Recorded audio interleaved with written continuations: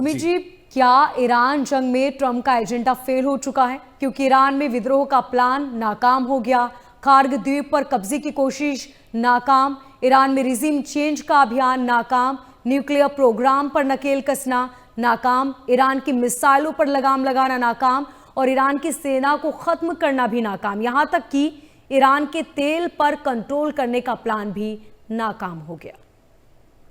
देखिए मोनिका जी, अगर हम इस युद्ध की अभी एज ऑन डेट इसकी समीक्षा करें तो 5-6 पैरामीटर है जो हमें समझने पड़ेंगे।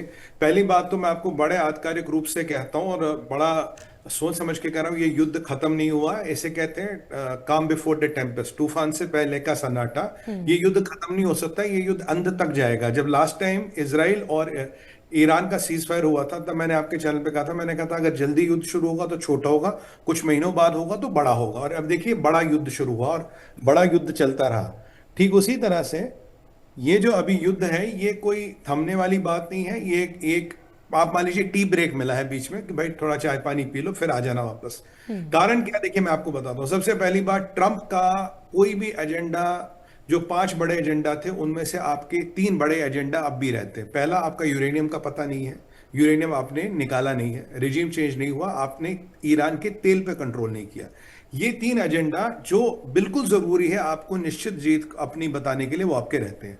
अब आपने अचीव क्या किया? आपने अचीव किया, आपने उनके मिसाइल्स की शक्ति को काफी ध्वस्त कर दिया, आपने उनकी न्यूक्लियर साइट्स को, उनके रेलवेज को, उनकी सेना को, उनके 2 खेप ऑफ लीडर जो बने थे उनको आपने एलिमिनेट कर दिया, वो आपने एलिमिनेट कर दिया। ईरान को 25-30 साल आपने पीछे डाल दिए, इकोनॉमी को बर्बाद कर दिया। हाँ, ईरान जो बैंकरप्ट होता हफ्ते 10 दिन में, शायद उससे बच गया फिलहाल। ये है, ये एक ऊपर का समावेश। अब जरा जो सो कॉल्ड सीज फायर इसकी शर्तों में जाए, देखिए आप समझिए सीज फायर क्यों हुआ और ये सीज फायर असली क्यों नहीं, मैं आपको बताता हूं। पहली बात है, जब अमेरिका ने डेट और टाइम दिया था, भाई आज रात सुबह, आज सुबह के टाइम 5:30 बजे वो हमला करेंगे, आपने हमारी शर्तें नहीं मानी। हाँ। आपको पता, कल से हजारों बच्चों को, हजारों महिलाओं को हर पुल, हर बिजली स्टेशन के आगे, उन लोग के नीचे, उनके अंदर उनको घुसाया गया। हजारों की तादाद में कनपट्टी पे बंदूक रखते आईआरजीसी वालों ने। जिहादियों का पूरा सिग्नेचर होता औरतों के पीछे छुपना, बच्चों के पीछे छुपना। अगर ये आईआरजीसी वालों में इतनी ताकत थी तो खुद अपने पुलों को और बिजली घरों को बचाते, खुद अपनी मिसाइलों से बचाते। औरतों और बच्चों को निकालने का क्या मतलब? 6 साल का बच्चा पुल कैसे बचाएगा? 6 साल का बच्चा बिजली घर कैसे बचाएगा? आपने उनको पीछे रखा। आपका कारण क्या था? आपका कारण था अगर अमेरिका अटैक करेगा, बहुत देखो जी, काफिरों ने, यहूदों ने हमारे बच्चे और औरतें मारी। फिर इंटरनेट भी खोल देते, फिर जो हजारों में वो लाशें गिरती उनको पूरी दुनिया में वायरल करते और कहते हैं जो ट्रंप है ये हिटलर का भी बाप है, हिटलर ने तो इतने जीव मारे थे, उसने इससे ज्यादा मुसलमान मार दिए। देखिए इक्वेशन बिल्कुल सीधा था, ये था एक इमिनेंट जेनोसाइड की तैयारी थी। खबर यह भी है कि इन्होंने बिजली घरों के अंदर, इन्होंने पुलों के नीचे अंदर भी बच्चे घुसा रखे थे, महिलाएं, कि अगर मरेंगे ये भी जाएंगे, फिर हम इसका खूब डंडारा पीटेंगे, देखो जी काफिरों ने क्या कर दिया। तो उस जेनोसाइड से बचने के लिए तरीका था कि आप इस एक्शन को फिलहाल टाट दो। अब एक्शन के जरा टेक्निकल पैरामीटर्स में जाते हैं। सबसे पहली बात मोनिका जी, जो हमारे दर्शकों को समझना जरूरी है, सीज फायर 2 तरह का होता है। एक होता है कंडीशनल सीज फायर, एक होता है unconditional cease fire. Unconditional cease fire ये होता है कि भाई 15 दिन के लिए हमने सारा हिसाब किताब बंद, कोई मिसाइल नहीं चलाएगा, मैं नहीं चलाऊंगा, आप नहीं चलाओगे, इसके साथ कंडीशन कोई अटैच नहीं है, ये कंडीशनल सीज फायर है। इसके साथ कई सारी परस्पर विरोधी कंडीशंस अटैच्ड हैं। यानी कि अगर उन कंडीशंस का कल को मुझे लगे, आप और हमारे बीच में सीज फायर है, आपको लगे निर्वाण नहीं हो रहा है, मुझे लगे निर्वाण नहीं हो रहा है, ये लड़ाई कभी भी शुरू हो सकती है। पहली बात, अनकंडीशनल सीज फायर नहीं हुआ, अनकंडीशनल सीज फायर भी दुनिया में नहीं टिकते, तो कंडीशनल सीज फायर है, पहली बात। दूसरी बात, इसमें अगर मैं ईरान के 10 पॉइंट की एजेंडा की बात करूं, मैंने 10 पॉइंट देखे। पहला पॉइंट, इसमें यूरेनियम एनरिचमेंट को लेके कोई बात ही नहीं है। भाई अभी अभी खबर आई कि ट्रंप कह रहा है यूरेनियम एनरिचमेंट वो मान गए, पर 10 पॉइंट्स में मैंने यूरेनियम एनरिचमेंट नहीं देखी। दूसरी बात, उन 10 पॉइंट्स में लिखा कि जो भी जहाज यहां से निकलेगा, भाई हम $2 मिलियन या उससे ज्यादा का जजिया लेंगे, आप अपने में और ओमान में बांट देंगे। जो ट्रंप का 14 पॉइंट का एजेंडा था उसमें इसका कोई प्रावधान नहीं है। पॉइंट नंबर 3, भाई आप हमास, हिजबुल्लाह, हूतियों पे हमला नहीं करोगे। इजराइल साफ मना कर चुका है, लेबनान में मेरी कार्रवाई जारी रहेगी। भाई तुम्हारा ईरान के परिप्रेक्ष्य में सीजफायर हुआ, लेबनान, हूती, ये पीएमएफ, जितने भी जहादी संगठन हैं उनके प्रति मेरी कार्रवाई जारी रहेगी। तो यह एक बहुत बड़ा डिसोनेंस है। चौथी बात, भाई आज तक हमास, हिजबुल्लाह, होती, किसी भी जिहादी संगठन को देखिए कितनों ने सीज फायर किए, कितने सीज फायर चले हैं। दुनिया में आपको 2 एग्जाम्पल भी नहीं मिलेगी। अगर आप पिछले 50 साल का इतिहास छाटेंगे, आपको 2 एग्जाम्पल भी नहीं मिलेगी कि इनके साथ कोई सीज फायर चल सकता है। छठी बात, जो आपके पड़ोसी नेशन है, जैसे बहरीन ने खुद यूनाइटेड नेशंस में प्रपोजल चला भाई एक जबरदस्ती भाई फोर्थ स्ट्रेट ऑफ हॉर्मोज को खोला जाए ताकि हमारा आवन जावन हमारा तेल बिके, उसको चाहे चाइना और रशिया ने वीटो कर लिया, वो अलग बात है। अब ऐसी परिस्थिति में कल के एक ट्रम्प का एक सोशल मीडिया पोस्ट आता है जिसमें वो कहते हैं the civilisation will die today, यानी कि एक बहुत बड़ी बात की लोग तो यह आंकलन लगा रहे थे क्या न्यूक्लियर बम गिरेगा। मुझसे काफियों ने पूछा न्यूक्लियर, मैं कहा भाई न्यूक्लियर वुक्लियर में नहीं गिरने वाला, सिविलाइजेशन कुछ नहीं होने वाली, ब्रिज विज जो भी है वो होगा, कोई कोई मास मर्डर वाली बात नहीं हो रही है, किसी को कोई हाल लाखों लोगों को आपके मारने की बात नहीं हो रही है, इस दुनिया में संभव नहीं है। तो वो जरा चीज थोड़ी ज्यादा हो गई, दुनिया के काफी लीडरों ने उस पर आक्रोश व्यक्त किया, अमेरिका को एक आता था एक हिटलर के रूप में देखा गया। जी। तो फिर पाकिस्तान ने मौके पर चौका मारा क्योंकि पाकिस्तान लड़ नहीं सकता, पाकिस्तान की इकोनॉमी बर्बाद है। अगर उन्होंने सऊदियों को कहा था अगर लड़ाई हुई तो हम ईरान पे हमला करेंगे, आप सोचिए पाकिस्तान की इस इकोनॉमी में क्या वो सऊदियों पे हमला कर सकते, उन्होंने नहीं किया।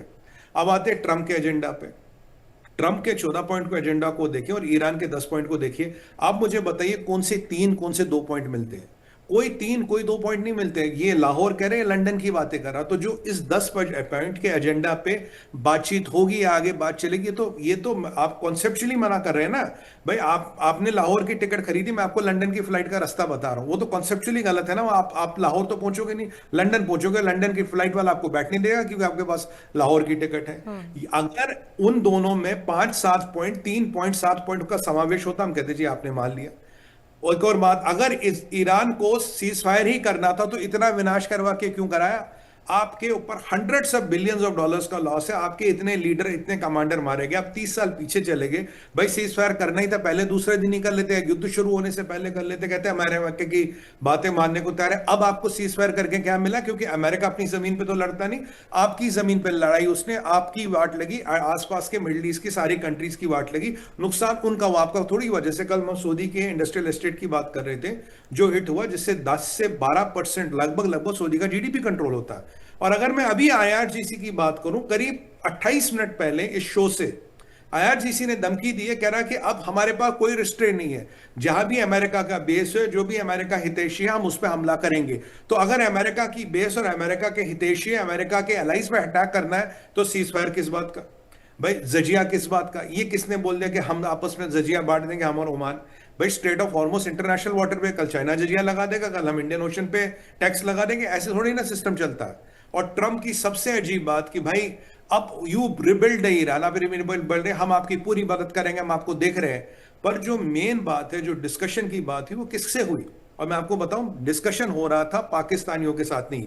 शहबाज शरीफ का आप ट्वीट देखिए, अरे मोनिका जी वो तो ट्वीट किसी और ने लिख के दिया है। मैं आपको बताऊं, शहबाज का ट्वीट किसी और ने लिख के दिया है। अगर आप ट्वीट की भाषा पढ़े, the prime minister of Pakistan, अरे एक बात बताइए, जब मैं लिखूंगा, मैं ये इंग्लिश लिखूंगा, अगर पाकिस्तानी लिखेगा वो लिखेगा prime minister of Pakistan, copy paste किया हुआ है, कॉपी पेस्ट है, वो अमेरिका ने भेजा है। क्योंकि आप पाकिस्तान का कोई भी ट्वीट देखिए, अगर मैं as Pakistani diplomat, Pakistani minister, ISPR, Mullah Munir, कोई भी लिख, I will write Pakistan prime minister of Pakistan, I will not write the prime minister of Pakistan. यानी कि किसी और ने भेजा, वॉशिंगटन ने भेजा, बोला बेटा इसको लगाओ और चिपकाओ। जिस पाकिस्तान जो उछल रहा है, जो पाकिस्तान दलाल मुल्क दलाली कर रहा है, उसका ट्वीट तक तो अमेरिका ने भेजा है, तो उनको देखा गया भाई तुम लगाओ। ये बिल्कुल कलाई खुल चुकी है इस ट्वीट की। उसके अलावा बातचीत माना जाता हो रही थी, जो स्पीकर है जिसके बारे में आपके शो पे बता रहा हूं, स्पीकर और जेडी वांस की, उसको छुपाने के लिए, उस चीज को कमफलाज करने के लिए पाकिस्तान लाया गया, ये एजेंडा लाएंगे, ये चीजें लाएंगे।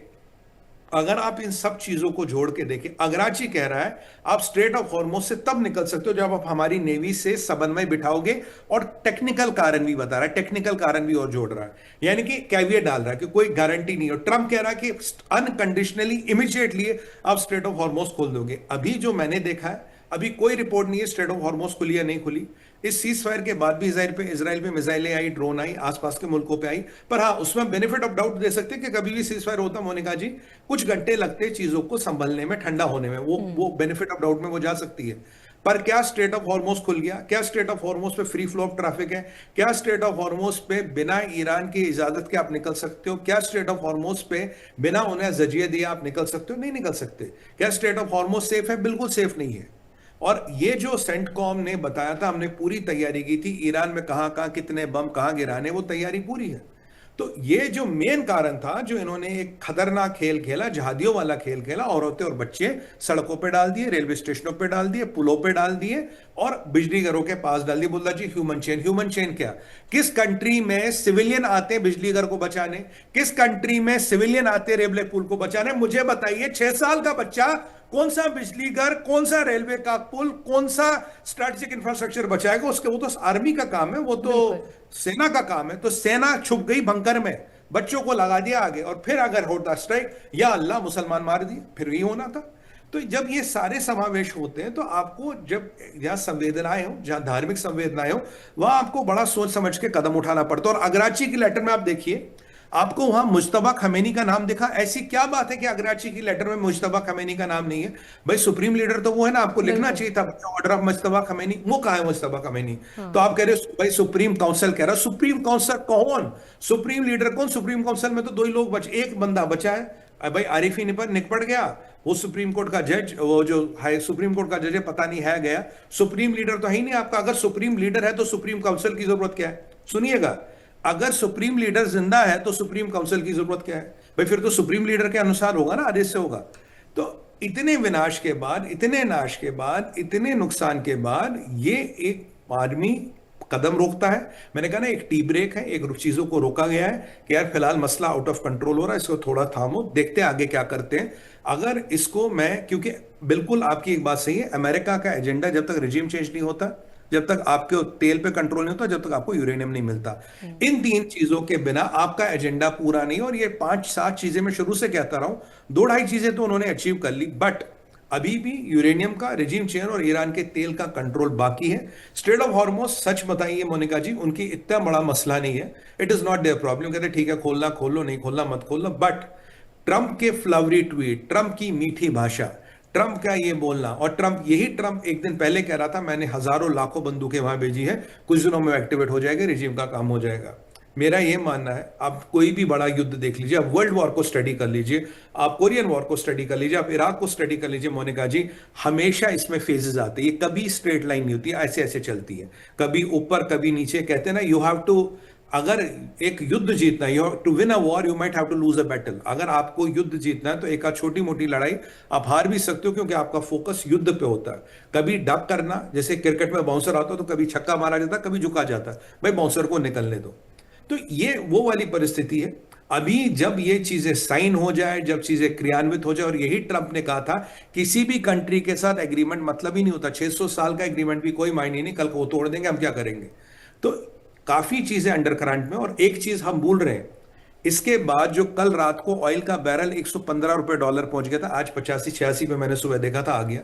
स्टॉक मार्केट दुनिया के उछल गए, जो स्टॉक मार्केटों में लॉस हुए थे वो रिकवर हो गए। 15 दिन में आप खाओ कमा लोगे, स्टॉक कर लोगे, ऑयल तेल पानी कर लोगे, और बड़ी लड़ाई होगी। अगर सब कुछ ठीक है तो मैं एक सवाल पूछता हूं सबसे, भारत की गवर्नमेंट ने, माननीय प्रधानमंत्री मोदी जी ने ईरान में रहते भारतीयों को ये क्यों एडवाइजरी जारी कर दी, फिलन फटाफट फौरन अभी इमीडिएटली ईरान छोड़ दो? अगर सब सीज फायर हो गया, सब बेहतरीन माहौल है, सब दूध शहद की नदियां पड़ रही है, तो भारत ने अपने नागरिकों को ईरान छोड़ने के लिए अभी क्यों बोला तुरंत ईरान छोड़िए? बताइए।